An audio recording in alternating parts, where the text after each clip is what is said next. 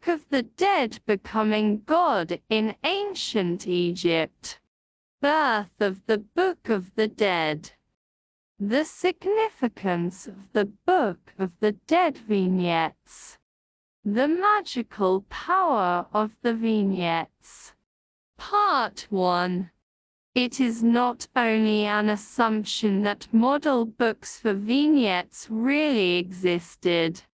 We have clear evidence in a third intermediate period manuscript.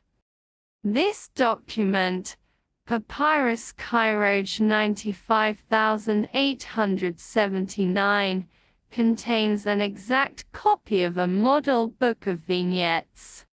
The papyrus opened with BD 17, but what followed was a sequence of vignettes without text. The same sequence was also used for several other contemporary manuscripts. The copy of the model book reveals distinctly that the ancient Egyptians considered a picture as a full substitution of a written spell which had the very same effective power. In all periods, the introductory vignette, the Adoration of Osiris, was the most frequent image. At first, it may only be considered an ordinary adoration, scene or a simple hymn, but it is indeed more complex. This image of the deceased should represent him in his most vigorous form as a young attractive man on his passage through the beyond under the protection of Osiris, the god of the realm of the dead, the guarantor of triumph over death. If the deceased was accompanied by his wife and his children, the hidden idea was not only to provide them with the same benefit from the spells, but also to have his family bonds shown closely linked to him, and his status as husband and genitor of children preserved in his afterlife. By means of the inherent magical power of images, the present lively status of the deceased could be fixed and preserved for eternity.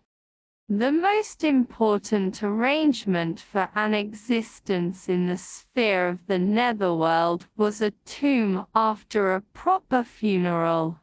The funerary scene is focused on the mummy lying on a catafalque with the two protecting goddesses Isis and Nephthys beside it, alluding to the dead's assimilation with Osiris, but beside the sarcophagus being dragged by men and oxen towards the tomb in front of them, and at the end, groups of servants with funeral equipment are depicted following the sarcophagus.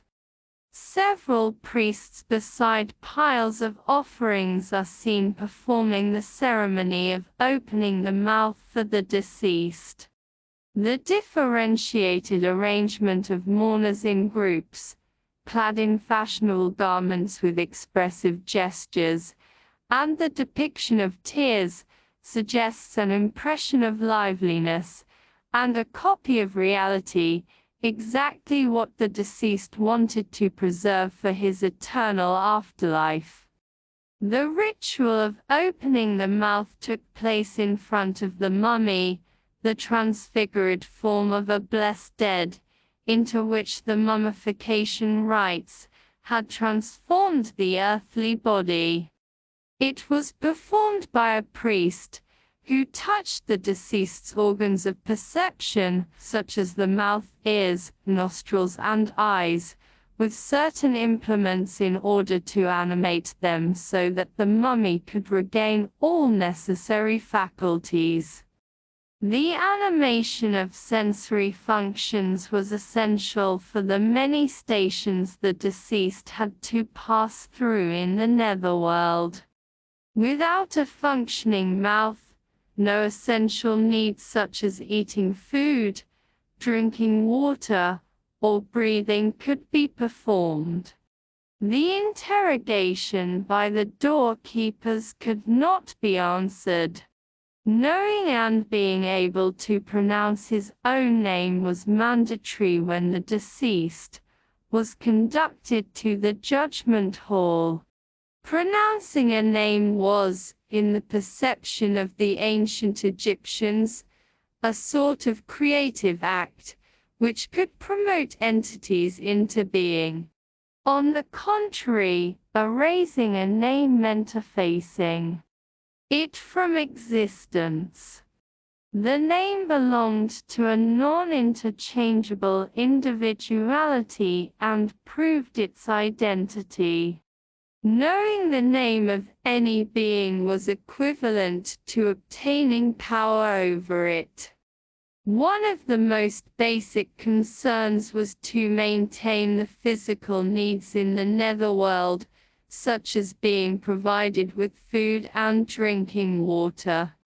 This was achieved by depicting numerous offering tables piled up with food throughout the manuscripts, at any time available for the deceased. There are several spells BD 54, 56, and 59, which deal with providing the dead with life by breathing air and drinking water. The vignette shows the tree goddess Nut emerging amidst the foliage of a sycamore tree that grows beside a water basin. She pours out water from his vase and offers a tray of various foods to Anu. This motif was very popular at all times, not only in BD documents, but on coffins, tomb walls, and stelae as well.